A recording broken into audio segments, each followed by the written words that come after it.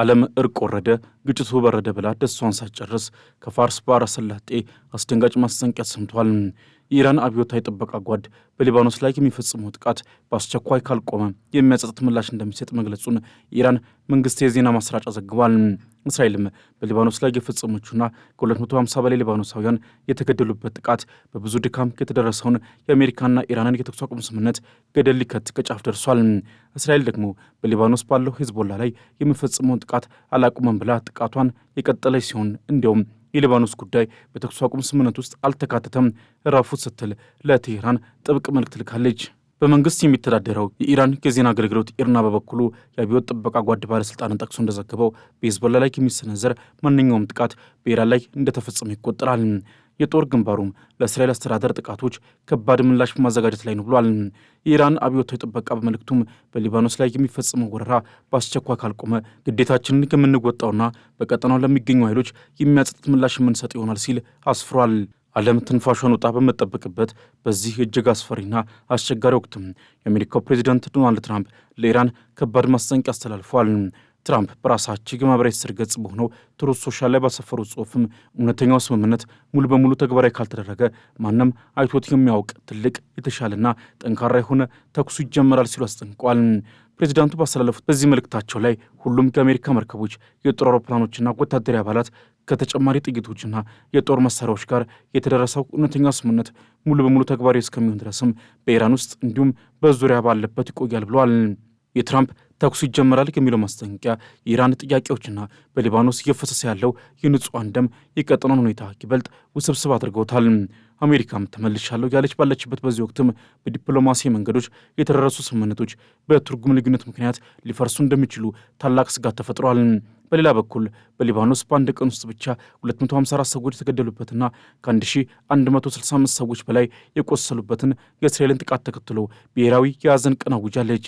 የአገሪቱ ጠቅላይ ሚኒስትር ናዋፍ ሰላም የእስራኤልን የሞት ማሽን ለማቆም ሁሉንም የሊባኖስ ፖለቲካዊና ዲፕሎማሲያዊ ሀብቶች እያሰባሰቡ መሆኑን ገልጿል። የዋይት ሀውስ ቃል አቀባይ ካሮሊን ሌቪት በበኩላቸው ሊባኖስ በአሜሪካና በኢራን መካከል የተደረሰው የተኩስ አቁም ስምምነት አካል አይደለችም ሲሉ ተናግረዋል። ፕሬዚዳንት ዶናልድ ትራምፕና ጠቅላይ ሚኒስትር ኔታንያሁም ባሳለፍነው ምሽት መነጋገራቸውን የጠቆሙት ቃል አቀባይዋ የእስራኤል ጠቅላይ ሚኒስትር የተኩስ አቁም ጥረቱ እንደሚደግፉና በድርድር ውስጥም ቁልፍ አጋር እንደሚሆኑ ገልጸዋል። ሊባኖስ ወደፊት የተኩስ አቁም ስምምነቱን ልትቀላቀል ትችል እንደሆነ ለቀረበላቸው ጥያቄ ሲመልሱም በዚህ ጉዳይ ላይ ውይይቱ እንደሚቀጥል ተናግሯል። ይህ በእንዲህ እንዳለ በሊባኖስ ምድር እየታየ ያለው ወታደራዊ እንቅስቃሴ ለተኩስ አቁም ስምምነቱ ከባድ አደጋ መሆኑን የተባበሩት መንግስታት ድርጅት ዋና ጸሐፊ አንቶኒዮ ጉተሬዝ አስታውቋል። ዋና ጸሐፊው ትላንት እስራኤል በሊባኖስ ላይ የፈጸመችውን መጠነ ሰፊ ጥቃት ያለምንም ቅድመ ሁኔታ እንደሚያወግዙ በቃል አቀባያቸው በኩል በሰጡት መግለጫ ገልጸዋል። እነዚህ ጥቃቶችም ሕፃናትን ጨምሮ በመቶዎች የሚቆጠሩ ሰላማዊ ሰዎች እንዲገደሉና እንዲቆስሉ ማድረጋቸውን እንዲሁም በሲቪል መሠረተ ልማቶች ላይ ከፍተኛ ጉዳት ማድረሳቸውን መግለጫው ያሳያል። በሊባኖስ ያለው ወታደራዊ እንቅስቃሴም ለተኩስ አቁሙና በቀጠናው ዘላቂና ሁለንተናዊ ሰላም ለማምጣት ለሚደረገው ጥረት ከፍተኛ ስጋት መሆኑን ያስጠነቀቁት ዋና ጸሐፊውም ለግጭቱ ወታደራዊ መፍትሄ የለም ሲሉ አጽንኦት ሰጥተዋል።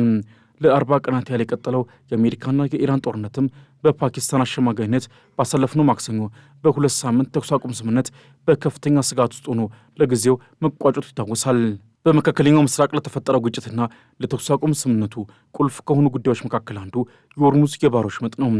በባህረ ሰላጤው ቀጠና ውስጥ የሚገኘው ይህ ጠባብ የመርከብ መስመር በዓለም ላይ ካሉት እጅግ አስፈላጊና የንግድ መስመሮች መካከል አንዱ ሲሆን የግጭቱም ዋነኛ መድረክ ሆኖ ቆይቷል። ፕሬዚዳንት ዶናልድ ትራምፕም ኢራን በዓለም አቀፍ የባህር መስመር ላይ የምታደርገውን እገዳ ካላቆመች በኢራን የሲቪል መሠረተ ልማቶች ላይ ጥቃት እንደሚያደርሱ በተደጋጋሚ ሲዝቱ ቆይቷል።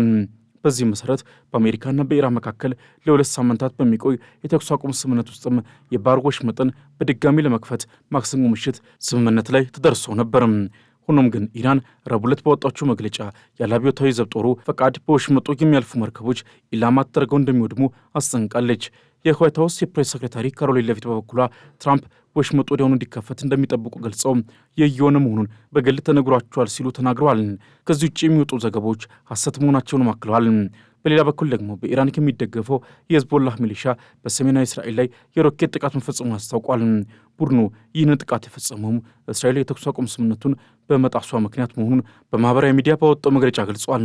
የእስራኤል አሜሪካ ወረራ በሊባኖስ ላይ እስካልቆመ ድረስም ጥቃታቸውን እንደሚቀጥሉ ሄዝቦላ ይዝተዋል።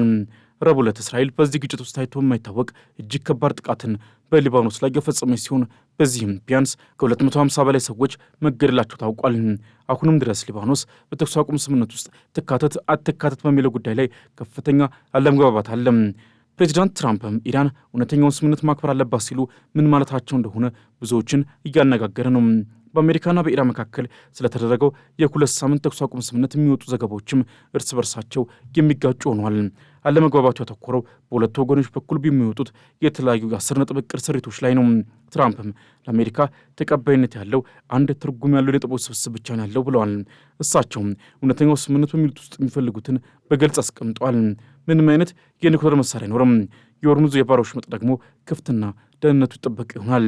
ከኢራን ወገን ደግሞ በርካታ የስምምነቱ ክፍሎች ተሰምተዋል።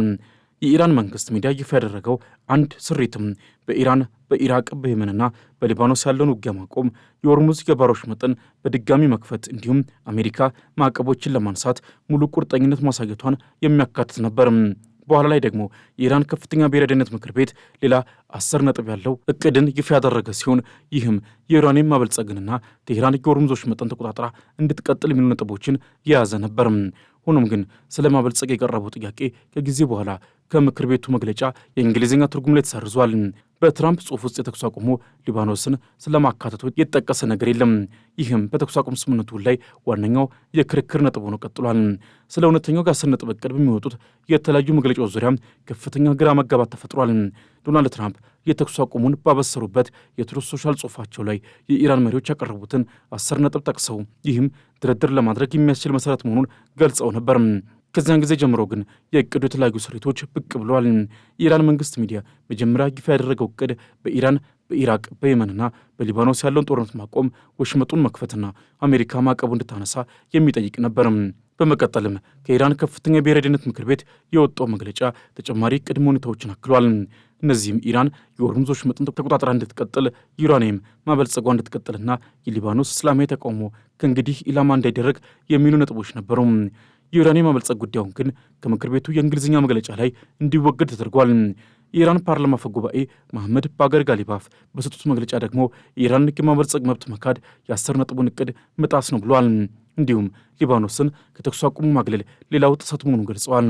ከዚህ ቀደም ጋሊባፍ በኤክስ ገጻቸው ላይ ባሰፈሩ ጽሑፍ የኢራን 10 ነጥብ ዕቅድ ውስጥ 3 አንቀጾች በግልጽ ተጥሰዋል ብለዋል። በእንዲህ ያለ ሁኔታ ሁለትዮሽ የተኩስ አቁም ወይም ድርድር ማድረግ ምክንያት አይደለም ሲሉም ተከራክረዋል። ጋሊባፍ ሊባኖስ በዕቅድ ውስጥ ተካታ እንደነበረ የገለጹ ቢሆንም ዋይት ሀውስ ግን ዛሬ ይህንን ውድቅ አድርጎታል። አፈ ጉባኤው በተጨማሪም በኢራን ደቡባዊ ፋርስ ግዛት ውስጥ ድሮን ስለ መግባቱ ጠቅሰዋል። የእስራኤል መከላከያ ሰራዊት ግን ለቢቢሲ በሰጠው ቃል ስለ እንዲህ አይነት ድርጊት የምናውቀው ነገር የለም ሲል አስተባብሏል።